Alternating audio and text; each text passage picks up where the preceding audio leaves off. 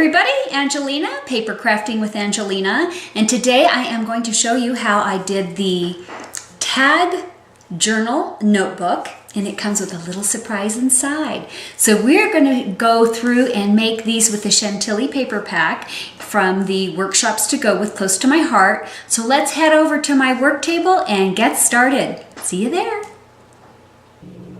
Hello, this is Angelina, and you are here with Paper Crafting with Angelina.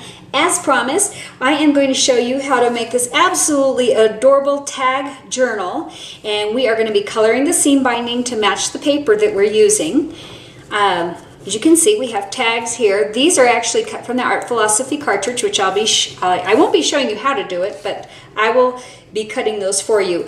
I'm going to be offering this kit for sale at $40, and that includes shipping and tax, and it will include all of your supplies except for your adhesive. You're going to need your own adhesive. I'm going to recommend Tombow Lano adhesive. If you'd like to add that to your order, I can do that for an additional $7.50. You're also going to need your own bone folder and paper cutting system, some sticky tape, and I think that's about it. Okay, yes. After that, what we're going to be using is the Chantilly paper pack, and we're also going to be using the Chantilly complement. So I'll be showing you those products, and everything that I'm about to show you now is going to be included in your kit.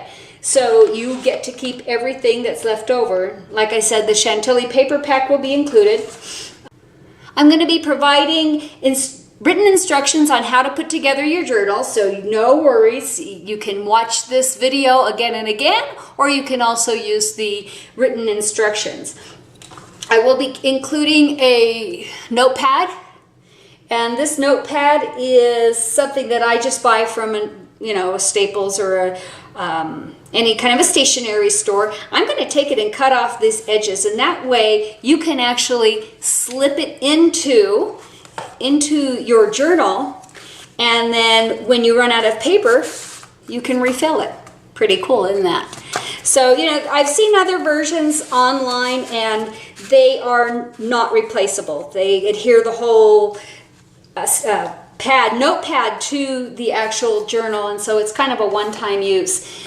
You can use it that way, or I kind of designed mine so that you can replace the notepad.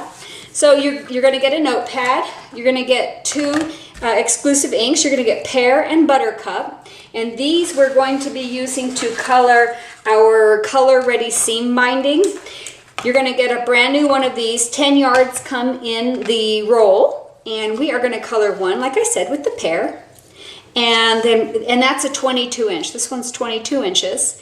And this one is about 12 inches. I've already started coloring it with the Buttercup, as you can see, and I'll be showing you in just a moment how to color it with the, how to actually color those. So that's going to be included. You're also going to get two brand new sponge daubers, and so we'll be showing you how I'm going to use those in order to color. So you're going to be getting a 12 by 12, and this is the Buttercup, a 12 by 12. You're going to cut out an 8 by 11 piece. You're going to score it at 2 3/4 and 3, and then at 8 and 8 1/4, and that's going to be your actual cover. This is a piece that's going to be left over. It's 5 by about 4, and this is going to go create that pocket on the inside where you're going to be sliding your journal in. These are actually from the Art Philosophy. It's tag number 4, and they're cut at 4 1/4. So you'll need 3 of those. You're going to need a 2 by 5 piece of paper. It can be any of the patterns. Today, these are the ones that I've chosen to use. The nice thing about the kit is it's going to include all the different pattern papers, so you can choose which one really works for you. This is, like I said, 2 by 5. It is scored at 1 and 1 1/4. This is actually going to be used to cover the top of the notepad, and we're going to fold it over. I'll show you how to do that in a moment. You're going to need 4 pieces of B&T paper, and these are all cut at 2 1/2 by 7 3/4, and these are going to be our covers. This is just here to help me show this. And then these are the complements that you get, and this is the Chantilly complement. We're actually going to use this piece, so you will have all of this left over for a multiple of cards or scrapbooking or paper projects that you'd like to create. And then lastly, all of our B&T papers come with, excuse me, this is one of the B&T papers, and as you saw, that's the one that I used to cut the tags out of. Well, on the top of each of the B&T papers, you're going to see this little strip. So I cut that border strip out at 7 3/4, and we're going to use that as well. So let's get started. Okay, so I really, really love this colored, or excuse me, the color ready seam binding. Because you can take that one seam binding and you don't have to buy a bunch of different colors. You can use your exclusive inks, and what's so wonderful about Close to My Heart is they have tied in the exclusive inks to go with the different pattern papers. It tells you which ones go with which pattern paper, so you can really coordinate well. I just take the sponge dauber and I just gently rub it on top of the ribbon. And that's all it takes to make your own custom colored ribbon that'll go with your project. And it's very simple to do. Now I'm going to do this first because of course it does need some time to dry. And that's why I've already gone ahead and done the rest of the ribbon so we don't have to wait it. I'll flip it over just to make sure there's good consistent color on both sides. Because you know, when we tie that ribbon, you're going to see both sides. So there we go. It's that simple. Love it. You can tell here it's darker, and that's because that's wet. It'll dry to this nice, very consistent color. This looks a little more blotchy. So you're going to do that with both of your pieces of ribbon. And like I said, you'll do one in the buttercup, which we just did, and then the other one in the pear, and that's what your sponge daubers are for. So you'll have these two. We're going to set these aside so that they can dry. Okay, now I'm going to take this because it does have some ink on it still. Move that out of the way. And we'll use our mat here to put together the rest of our project. This is the 8 by 11, and again it's scored at 2 3/4, 3, 8, 8 1/4. Again, I'll be providing all of these measurements for you. So I am going to go ahead and fold that. I recommend that you use your bone folder so that you get a nice crisp fold.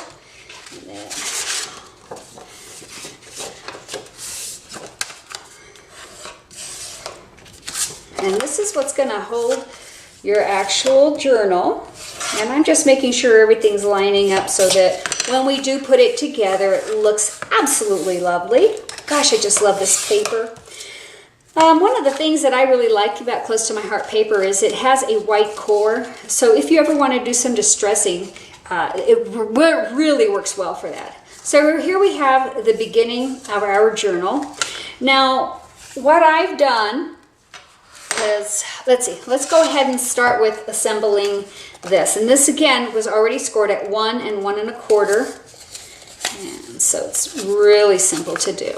There we go.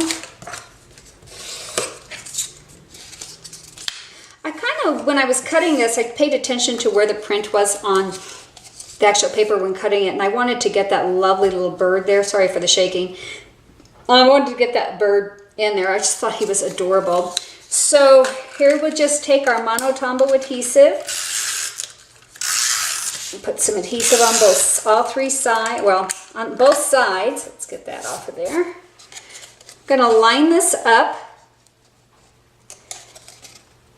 so that we can cover, there we go.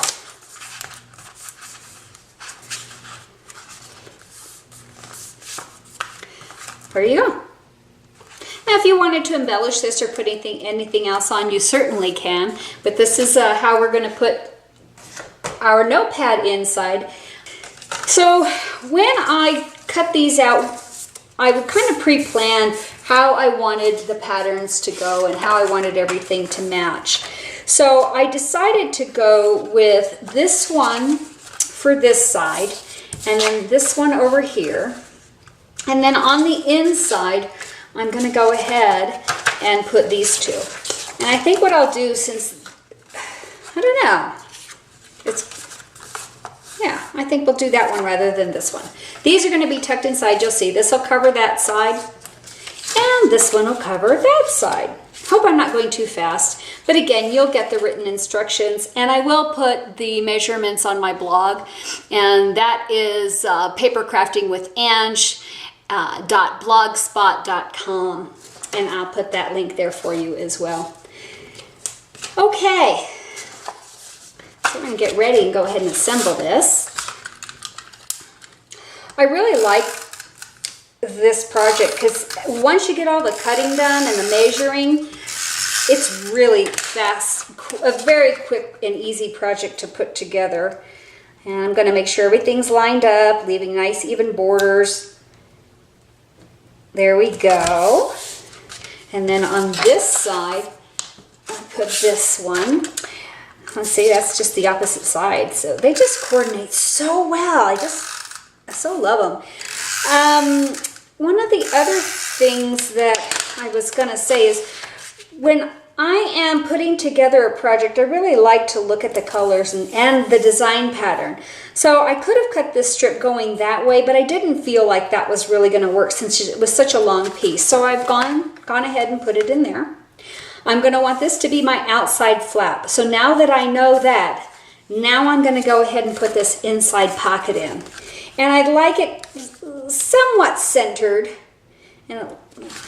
somewhat centered, but maybe slightly to the bottom so that I have no problem getting it in and out. And it looks like I left it just a tad long, so I'm just going to trim the slightest amount off. There we go. And that way, that way we know that it's going to go ahead and be easy to close.